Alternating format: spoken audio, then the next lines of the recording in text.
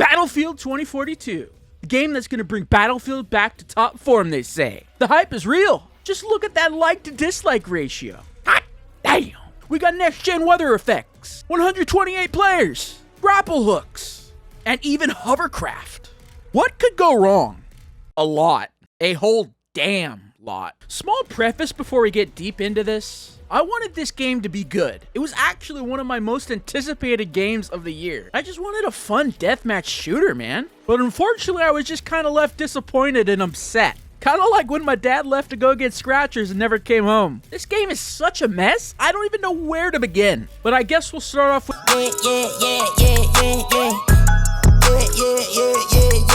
Oh boy, does this game not run well! To put things into perspective, I'm running a 1080 Ti and a 6-core processor clocked at 4.0 gigahertz. Not top of the line anymore, sure, but it's still mid-range. Still mid-range, I would say, maybe even high mid-range.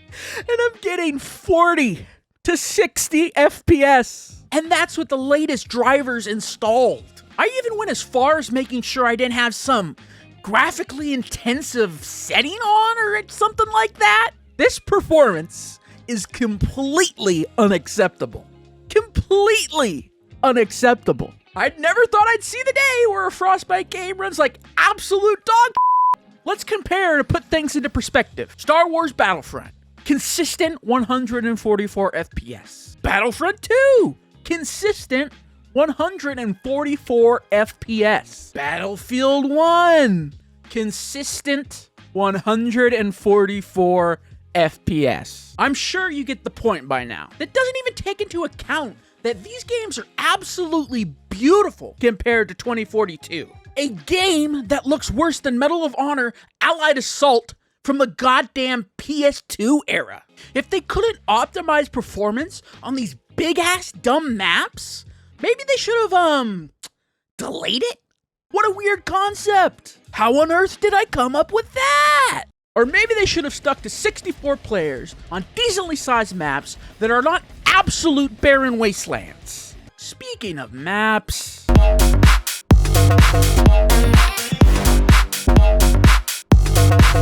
Another major issue with this game are the maps. The maps are too damn big. Look at this map. It's too freaking big, dude. That's what she said.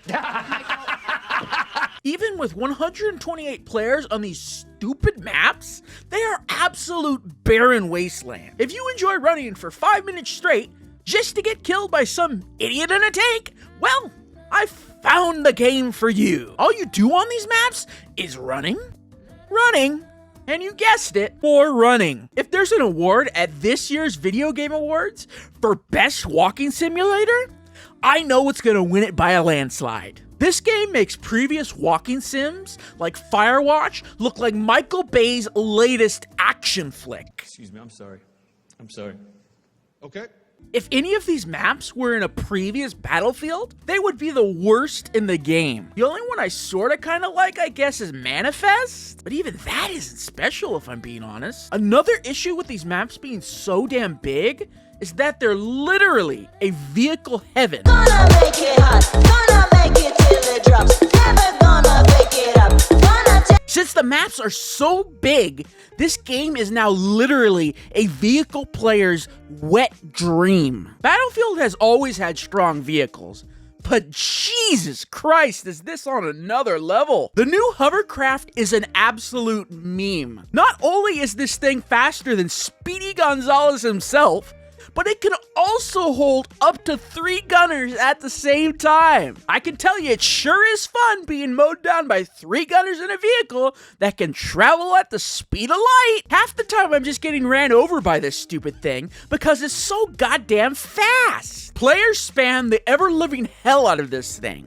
And why wouldn't they? You literally don't need a brain to operate these things and get free kills. They can also climb up walls because, physics. There's obviously still tanks and kids that sit on the edge of the map and farm kills. Helicopters and jets are still there as well, but they don't seem overly strong when compared to the tanks and hovercraft. Thank the Lord for that! And on top of that, there's an issue that makes the hovercraft and all the other vehicles even worse. It's the fact that classes no longer exist, which means hardly anyone is ever running rocket launchers to help take out the vehicles. In my over 15 hours of play, I hardly saw anybody run them. And why would they when they can bring body armor, which puts you at a huge advantage in any gunfight? Launchers aren't nearly as powerful as they were in previous battlefields as well. It is what it is. On to the next thing.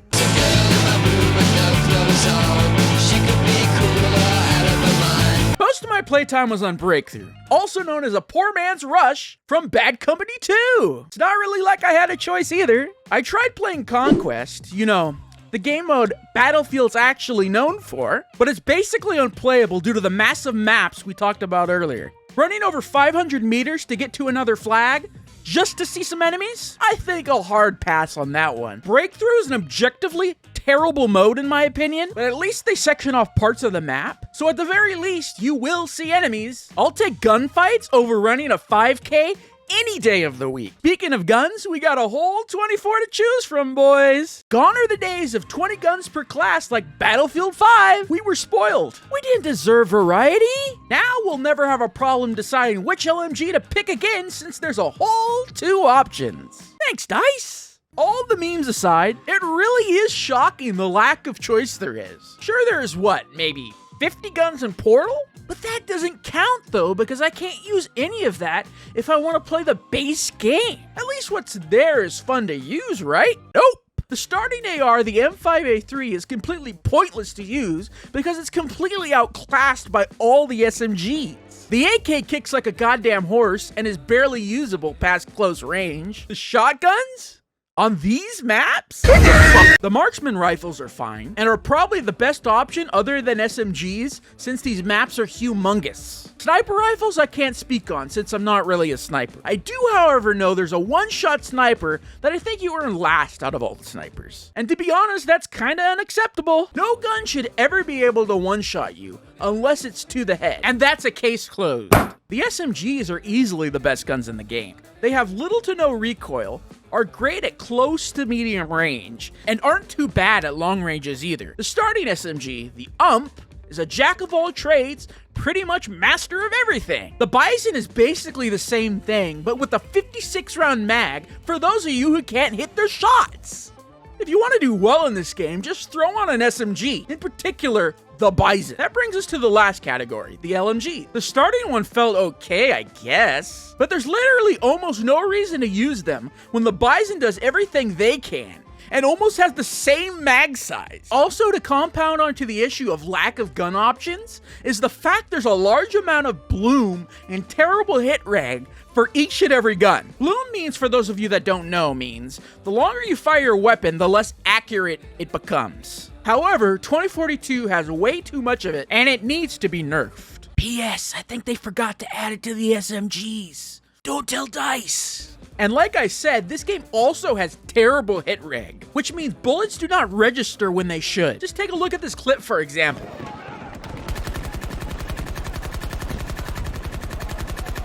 Now let's move on to the most egregious issue about this game. The death of the class system. Sky is sunny, but the clouds are running in my head. I know that it's probably been talked to death about at this point, but how can I not throw my hat into the discussion? The removal of the class system is the removal of part of Battlefield's identity. Here's a great analogy. It's like as if Disney stopped making bad Star Wars movies, but they can't because it's part of their identity. Or if Wings of Redemption stopped drinking Pepsi, but he can't because it's a part of his identity. Somebody drank all my Pepsis. Not only is the death of the class system removal of part of Battlefield's identity, but it's also what actively has killed teamwork. Gone are the days of counting on a revive from a medic, knowing who has ammo, or who's gonna take out the tank. Now you can just be a selfish a-hole and abuse the newly added armor system. For just a brief moment, I need to rant about the new armor. It's absolutely awful and a completely unnecessary inclusion. It is simply there to help ensure you win less gunfights and to ensure worse players have a better chance at killing you. Take a look at this clip, for example. I outplay player after player and eventually die to all of them having armor while I do not. If this was another Battlefield, If this was another Battlefield, Ah! If this was another battlefield, it's very likely I would live here. Woo! But it is what it is, I guess. Rant over. Now it's time to move on to my favorite portion of the video. Let's count the glitches! You can't be revived when you're too close to a wall. God bless this man's heart for at least trying. Running animation's not working properly. Or maybe they are? We really don't know with dice anymore. Phasing through geometry as if you're literally Slimer himself. Server hitching and rebounding so bad, it's as if everyone has dial-up internet from 2001. I know this technically isn't a glitch, but I'm counting it anyways. It's my video. Being stuck and unable to exit a helicopter for literally 20 seconds. Being unable to use armor plates right after healing. Whatever the hell this is. Literal broken servers that have no enemy team, no objective, and never end. This one gets 4 points. 1 for the broken server, 2 for no enemies, 3 for no objective, and 4 for unlimited lives since I queued breakthrough. I somehow even managed to die on a server with no enemies. This jerk even ran me over afterwards. Do you know DICE is secretly making a Wii port? Take a look.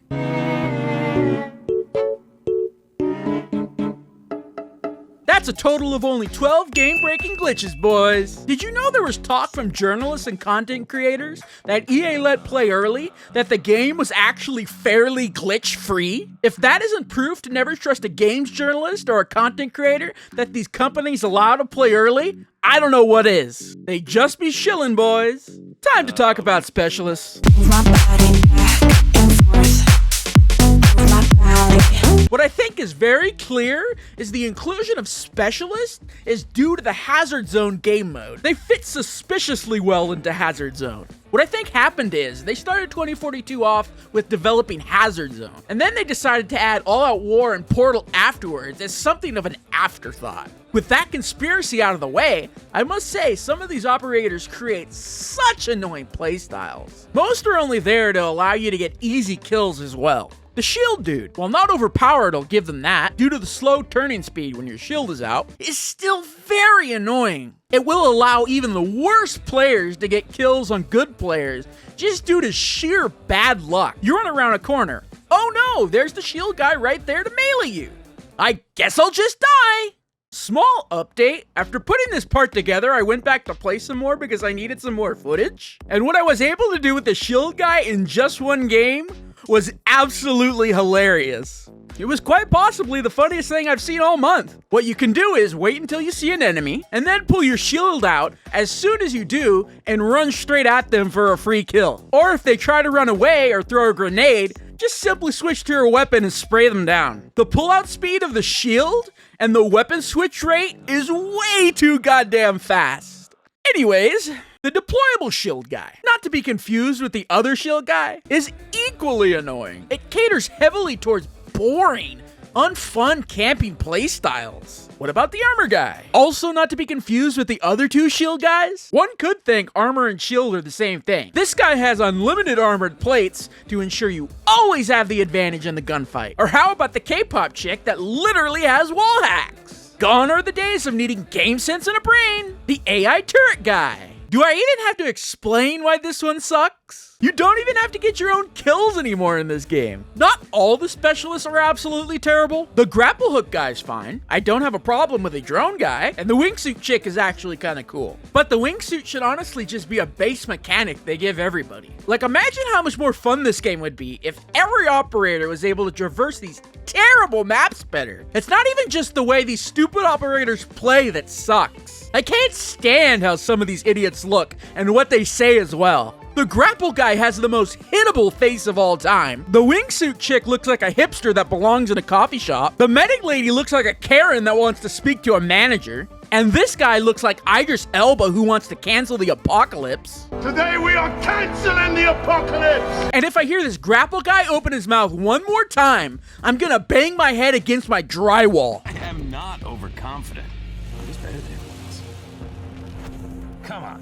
This is too easy. These operators are goofy, corny, and made to appeal to Fortnite Zoomers. Off topic, but the fact that this game has no real scoreboard is proof this world is too damn soft. It's so soft, we can't even see how well we're doing in video games anymore. Jesus Christ, man. No scoreboard actively hurts this game. Your score doesn't matter. If you perform well, it doesn't matter. If you win or lose, it doesn't matter. You can't even see if you're actively improving. Why play this game when none of it matters? Why? Like, why? Time to talk a bit about Portal and Hazardzone. One of a kind, yeah, you are one of a kind. One of a kind, yeah, you are one of a kind. Hazardzone. I did not play it, and I will not play it. I can't stand BR-style games. But from what I hear, even from people who like that kind of thing, it's not very good. It's gonna be dead within a couple of weeks anyways. Because 1, it isn't free, and 2, there are better options that are free. Now on to Portal. I think it has a lot of potential. However, finding a server that won't make you HIV positive is quite the task. Farming servers? No. 128 players on older Battlefield maps? I think I'll hard pass on that one, Chief. It seems nobody wants to play what I would actually want to play, which is classic maps with modern movement mechanics and 64 players maximum. So basically the vanilla old Battlefield experience with just a tad bit of quality of lifing. But nope, people would rather spread STDs on 128 player servers. This player base is stupid. Portal has potential, that's all I can say. The Rangers are another absolute meme, by the way. Just pull out your tablet and spawn one for literally free. They'll be sure to get you a kill or two as well, because they have more armor than the Juggernaut himself. You literally can't make this crap up. Next is what I like to call what Battlefield 5 did better.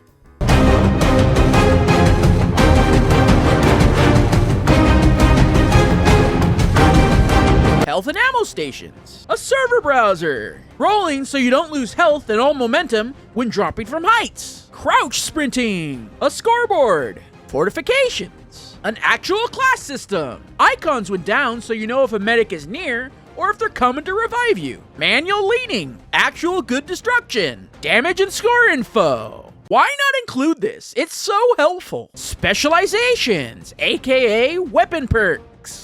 That's all I'm gonna go over. There's a lot more, but we can't be here all day, boys. Battlefield 5 is a significantly better game. I don't care what anybody says. Fight me.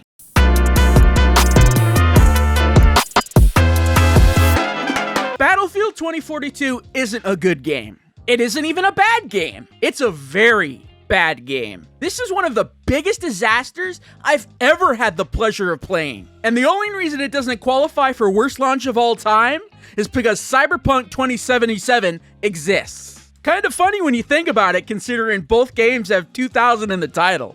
2042 wasn't ready. It wasn't even close to being ready. This game needed another 8 months in the oven at the bare minimum. Even with the glitches aside though, this game is fundamentally flawed. The maps are too big, specialists create cancer playstyles, gameplay is sacrificed in favor of a marketing gimmick in 128 players, and the game is literally a cash grab made to appeal to the Warzone style player base. It's an absolute shame content for an actually good Battlefield in Battlefield 5 was cancelled in favor of this steaming pile of garbage.